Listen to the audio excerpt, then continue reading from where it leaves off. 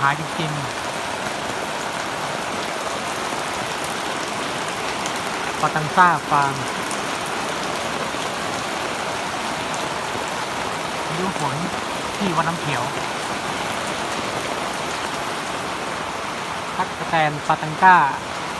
สู้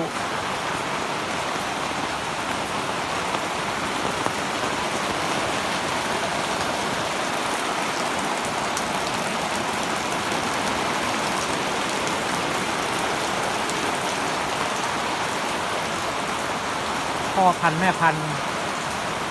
ยังสบายดีไม่โดนน้ำฝนพายุไม่โดนพายุฝนครับ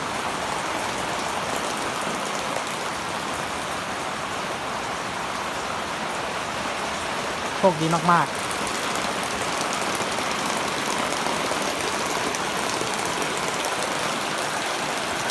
สู้ตั๊กแตนปาตังก้า